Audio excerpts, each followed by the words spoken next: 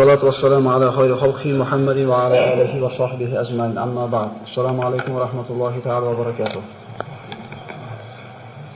الله سبحانه وتعالى قرآن الكريم مرحمة قلده نحن نقص عليك أحسن القصص بما أوحينا إليك هذا القرآن وإن كنت من قبله لمن الغافلين. صدق الله العظيم. شنو أشرح قوله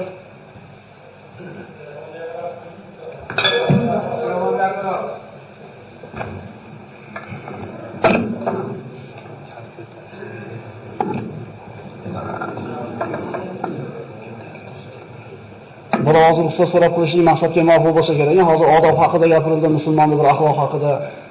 Chunki o'sha yozishni to'xtatsanglar, shu maqsadga muvofiq bo'lardi. Subhanalloh.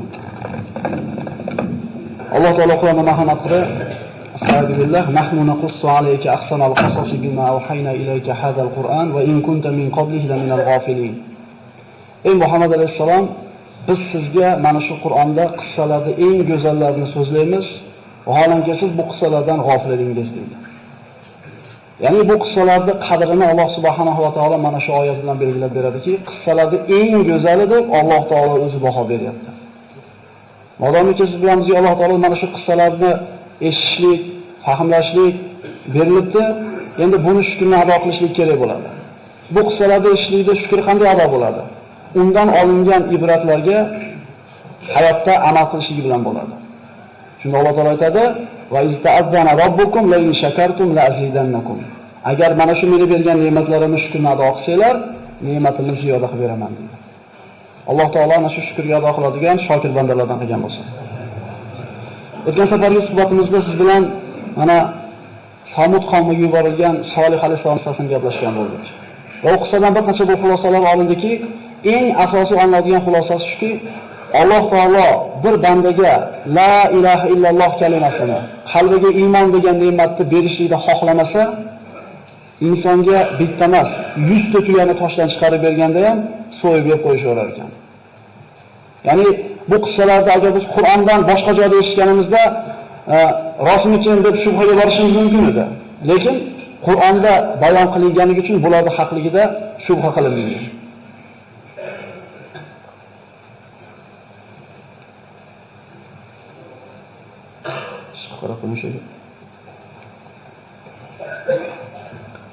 Demak, bandalarga berilgan eng katta ne'mat bu la ilaha illalloh Muhammad rasululloh ne'mati ekan.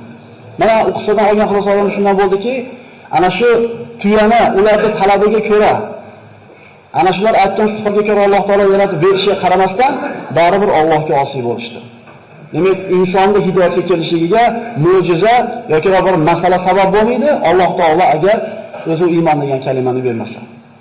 Va yana ko'rdikki, ana shu tuyani oyog'ini sindirgan kishi haqida Alloh taolo aytdi, "Idin ba'ata ashqoha."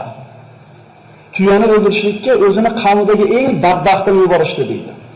Ya'ni biz hayotda bir odamga yaxshi yomonga baho berayotganimiz u bizni bahoyimiz.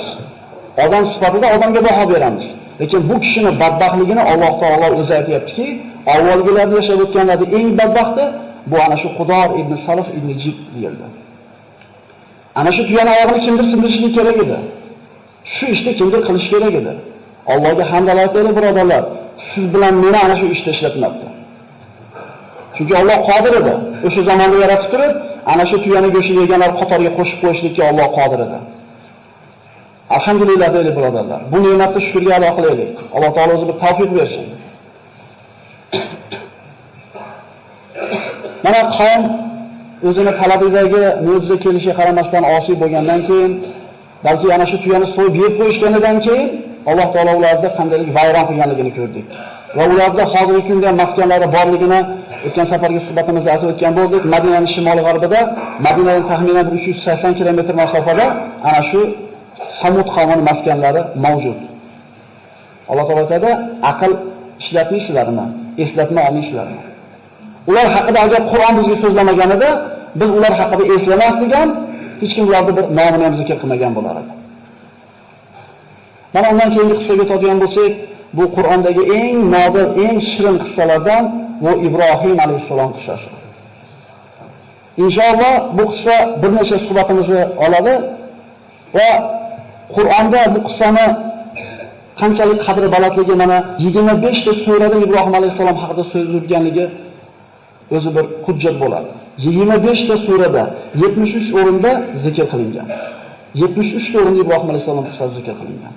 Bu suraning qadri qanchalik balandligiga bir ishora qiladi. Qur'ondagi eng katta qissa Musa alayhisalomning qissasi. Undan keyingi o'rinda Ibrohim alayhisalomning qissasi turadi. U kishi payg'ambarlarning otasi, ulul azm minar rusul bo'lgan ana shu payg'ambarlarning biri, Ibrohim Halilulloh. Qissani boshlar ekanmiz. Ibrohim alayhisolamning hayotidan eng katta oladigan xulosamiz u kishi Allohga tavakkul qilishlikda ustoz bo'lgan kishilar. Bugun ana shu Allohga qilgan tavakkulini agar vaqtimiz yetsa bitta haqida ko'proq so'z yuritamiz. O'zi shu bittasi 3 soat vaqt olishi kerak, lekin biz basharmiz, toqatlarimiz cheklangan, ana shu uyqular kelib ketgunga qadar gapiriladi inshaalloh. Bugun o'z ozgina kech qolyapmiz. Bismillahirrohmanirrohim. Solihlarning qavmi halok bo'lgandan keyin insonlar yana bir muddat tavhidda turishdi.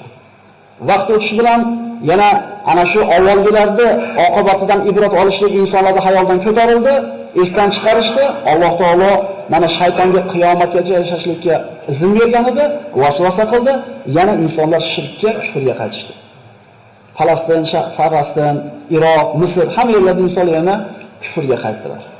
Bu safar Alloh taolo payg'ambarlarning eng ulug'laridan bu ulamolarning e'tirofiga ko'ra o'zi shunga hujjatlarimga aniq payg'ambar sollallohu alayhi vasallamdan keyingi o'rinda turadigan payg'ambar bu Ibrohim alayhisalom hisoblanadi.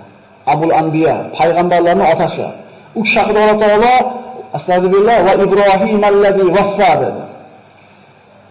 U vafo qilgan Ibrohim dedi. Alloh taolo qanday buyruqni bajarmasin, u kishi vafo qildi buyrug'iga. Va Ibrohim allazi vaffa. Ibrohim ibn Tarix, shuningdek Azaram deb nomlanadi. Ozar. O'zi asli ismi Tarix bo'lgan. Ozar degan so'z ularning tilida ana shu davrda odamlarga yordam ko'p ketgan bo'lgani uchun yordamchi degan ma'noda bo'lgan ekan. O'zi asli ismi Tarix bo'lgan, lekin laqabi Ozar bo'lgani uchun Ibrohim ibn Ozar deyiladi. Asli Ibrohim ibn Tarix. Ibrohim alayhisolamning zikri Qur'onda 25 ta surada 73 ta o'rinda zikr qilingan bo'ldi. Ibrohim alayhisalom Som ibn Nuh sulolasidan. Iroqning shimolida yashardi. Bobil degan shaharda. Bobil shahri nihoyatda bir katta shaharlardan bo'lgan. O'zining zamonasidagi eng birinchi shaharlardan bo'lgan. Va butlarga sig'inishlik mana shu yerda avjiga chiqqan bo'ladi. Astagfirullah va qala innama ittaqattum min dunillahi awsana mawaddata baynikum fil hayati dunya thumma yawmal qiyamati yakfuru ba'dukum bi ba'd thumma yawmal qiyamati yakfuru ba'dukum bi ba'd va yal'anu ba'dukum ba'da va ma'wakum an-nar va ma lakum min nasirin. Ibrohim alayhisalom qavmiga aytadiki, albatta sizlar Allohni qo'yib butlarga ibodat qilishingni o'qidinglar. Qiyomat kunida biringlar ikkinchilarga kofir bo'lasizlar va biringlar ikkinchilarga la'nat o'qiysizlar.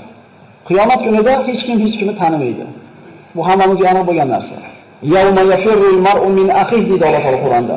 Kishi o'zini akasidan tonadigan. Otasidan, onasidan, bola chaqasidan tonadigan kun. إذ قال لأبيه وقومه ما هذه التماثيل التي أنتم لها عاكفون قالوا وجدنا آباءنا لها عابدين. İbrahim otasiga va qavmiga qarab aytdiki, bu sizlar sig'inayotgan timsollar, butlar nima? Sizlar e'tikof qilasizlar bularga. Ular aytdilar, otalarimizni mana shu butlarga ibodat qilayotganligini topganmiz va shu narsada davom etib ketyapmiz. Boshqa oyatda Alloh marhamat qiladi. إذ قال لأبيه وقومه ما تعبدون قالوا نعبد أصناما فنظل لها عاكفين قال هل يسمعونكم إذ تدعون أو ينفعونكم أو يضرون قالوا بل وجدنا آباءنا كذلك يفعلون. İbrahim otasi va qavmiga nimalarga ibodat qilyapsizlar deb so'radi. Ular aytdilar, butlarga. Ularga shu ibodat qilishga davom etamiz. Ibrohim alayhisalom so'radi, sizlar duo qilsalar ular eshitadimi? Yoki sizlarga bir foyda yoki ziyon keltiradimi? Qavm javob berdi, otalarimiz shunday qilayotgan edi, biz ham otalarimiz shuni ota-bobomiz qilib kelayotgan ishlayapti-da, endi biz o'zimizni tilga o'rganadigan bo'lsak, demak bu shirk otalardan meros qolgan. Ibrohim alayhisalom ularni ogohlantirdi. Inson ilohga nima uchun sig'inadi aslida? Biror bir ziyonni undan qaytarish uchun, biror bir manfaatni keltirish uchun. Biroq musibatni to'sishlik uchun va hayotini tartibga keltirib berishlik uchun Allohga sig'inadi. Lekin bu butlar bularni birortasini qilishlikdan ojiz edi. Bu aloqalar na foyda keltira oladi, na ziyon keltira oladi. Ya'ni ba'zilarimiz hayotimizda shu o'rnashib qo'ygan bir shirkka o'xshagan bir narsalar bor. Tumorga o'xshagan yoki ko'zmonchoqqa o'xshagan. Bular zotida hech narsa qila olmaydi, agar Alloh xohlagan bo'lsa. Shuning uchun Alloh taolo aqlni nimaga bergan? Aqlni ishlatib Alloh taolo tanishlik uchun bergan. Ya'ni bu butlarga sig'inishlik, u narsalardan bir yordam kutishlik, taqana qoqib qo'yish, shunga o'xshagan ishlar bu shirkdan o'zi bo'ladi. Va laqad atayna Ibrohima rushdahu min qabl va kunna bihi alimin. Biz Ibrohimga hidoyatini ato etgan edik, bu haqida xabardor edik, biluvchi edik.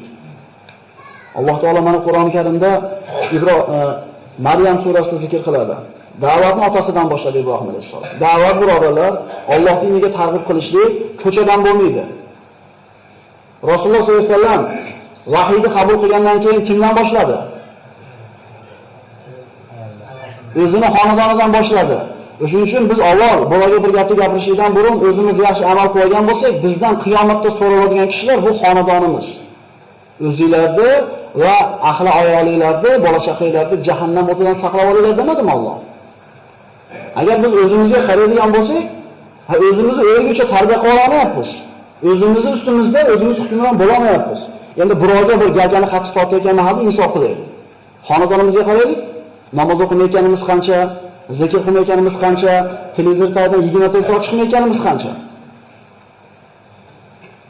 Sho'ri o'zi avval o'zing ko'r deydi, og'rimasa boshqa ko'r deydi. Boshqadan talab qilishdan buni o'zimizning uyimizga qaraylik. Demak, Ibrohim alayhisalom kimdan boshlayapti? Otasidan.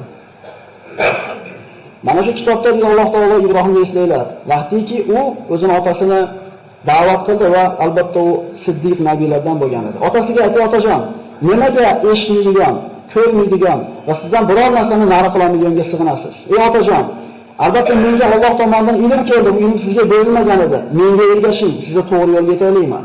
Ey otajon, shaytonga ibodat qilmang. Shayton Allohga, Rahmonga osiy bo'lgan edi. Ey otajon, albatta men sizga Rahmon tomonidan alamlantiruvchi azob kelishidan qo'rqaman va shaytonga do'st bo'lib qolishingizdan qo'rqaman." E'tibor bering. Otajon, otajon, otajon. Ud'u ila sabili robbika bil hikmati wal maw'izatil hasana. Parvardigoringiz diniga hikmat bilan, chiroyli ma'ruza bilan da'vat qiling. Idfa billati hi ahsan, fallazi baynaka va baynahu adawatun ka'annahu waliyyun hamim. Alloh aytadi Qur'onda: "Fattaqulloha va yu'allimukumulloh." Allohdan sizlar qo'rqinglar deb, hamma o'zini o'rgataman. Hamma o'zini o'rgataman. Biz juda ko'p hayotdagi muammo kamchiliklarimizni o'zimiz hal qilayotgan odamlarga o'xshaymiz-da. Sahobalar Allohga tamomiy taqvo qilganligi uchun Alloh taolo har qanday ishni o'zi o'rgatdi. Subhanalloh.